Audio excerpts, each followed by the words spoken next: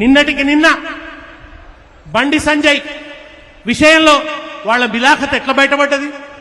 ఈయన సరెండర్ అంటాడు, ఆయన అరెస్ట్ అంటాడు. ఇద్దరు కలిసి నవరాత్రి పూజా మహిమ నాటకం నడిపిండ్రు.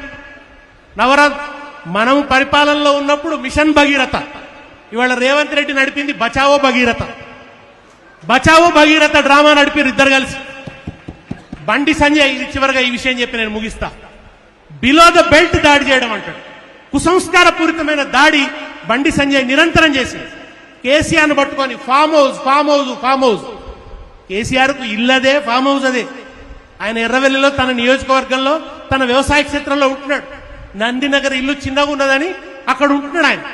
అక్కడ ఉంటే ఫామ్ హౌస్ అని దాన్ని ఒక వెక్కిరింతగా, హేళనగా, అదేదో తప్పు కింద చిత్రించే ప్రయత్నం చేసాడు బండి సంజయ్.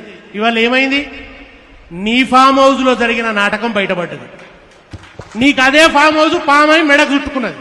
నువ్వు ఇంకెవరినో ఫామ్ హౌస్ పేరిట బదనాం చేద్దాం అనుకుంటే నీ ఫామ్ హౌస్ నాటకం బయటపడ్డది. కేటీఆర్ ఎన్నడు ఒక్కపొడి దినంగా కూడా నేను చూడలేదు.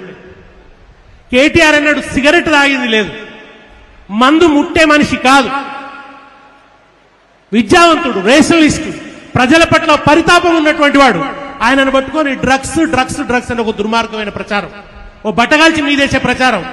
ఇవాళ అసలు డ్రగ్స్ ఎవరిని బయటపడ్డది? డ్రగ్స్ ఎక్కడ బయటపడ్డాయి? ఇవాళ ఎవరి కేసులో డ్రగ్స్ ఇన్వాల్వ్ అయి ఉన్నాయి? చివరికి పుట్టుకల గురించి మాట్లాడినాడు.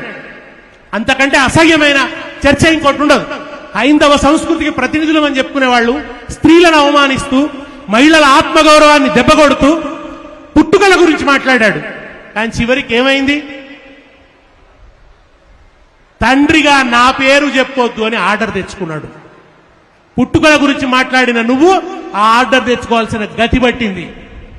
కనుక రాజకీయపరమైన దాడి ఉండాలి, అంతే తప్ప ఈ కుసంస్కారపూరితమైనటువంటి దాడి కాదు.